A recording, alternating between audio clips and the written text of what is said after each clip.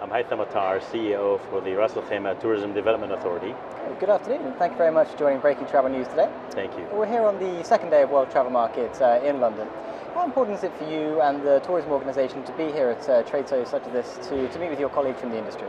The World Travel Market, has been a key trade show for us for many years. We have upped our game in terms of attendance here, as you can see from the footprint of the stand that we are in today, of over 230 square meters, and that came from a very humble 50 to 60 square meters in the past. We're on a double-decker, so that. Plus, the most important part is not the size of the stand, but the participation on the stand. We now have over 17 participants from hotels and tour operators or DMCs who are with us on the stand today or this year. However, also we see a much more footfall on the stand with meetings and discussions about not just winter coming up, but also the summer 2019. So the UK market also, this being in the UK market is one of our most key markets. It's the second largest markets with a fantastic growth of 10%. And this is where a lot of the deals get done and a lot of negotiations and discussions get made for especially the summer season. And how would you describe the mood in Ras Al Khaimah tourism this year? What sort of trends are you seeing in visitor numbers, perhaps since we last spoke in the spring?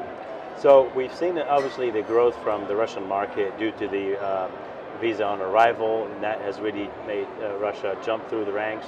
However, the UK continues to be a strong market, holding up its position as second largest with a 10% growth.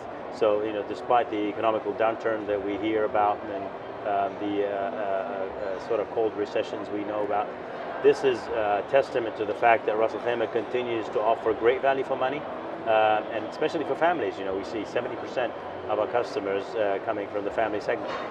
On the business side, you've been very successful in attracting some very high-profile events. You have AHIC returning in the spring next year. You have PATA and IATO arriving as well. So that's been a very positive trend there. That's part of our strategy, which we launched in 2016, obviously to increase the MICE segment and diversify our segments. We currently have 95% of our business comes from the leisure market, and we want to increase that 5% from business to 10% in the next 2 to 3 years. And MICE seems to be a no-brainer for us. We have, especially on the meetings and incentives, we have great facilities in the hotels and outside. We have fantastic opportunities for delegates to enjoy around Ras Al Khaimah, and obviously we have held a number of events. Recently DRV was in Ras Al Khaimah, which is the largest German association of travel agents, and that was about 840 people. As you mentioned, also AHIC, we have been successful again to win AHIC's bid to be in Ras Al Khaimah in April next year, and IATO and PATA are again some of the key conferences that will take place in Ras Al Khaimah. And when we spoke at Arabian Hotel Investment Conference, you were keen to spotlight it was the lack of supply rather than demand that was a problem for Ras Al Khaimah. Did that event help you overcome that problem? I think the fact that we have put some really ambitious targets for ourselves, and we have been able to demonstrate to investors and tourists as well our commitment to drive tourism to Ras Al Khaimah. We are now going to exceed our target of 1 million visitors to Ras Al Khaimah by the end of 2018, and very much on track to achieve the bigger goal in 2025, which is the 3 million visitors. So obviously, yes, having more supply continues to be a bit of a challenge post 2021. However, between now and 2021, we've got a great amount of supply in the pipeline. So we have great brands like the Intercontinental, Anantara, Marriott, Millennium.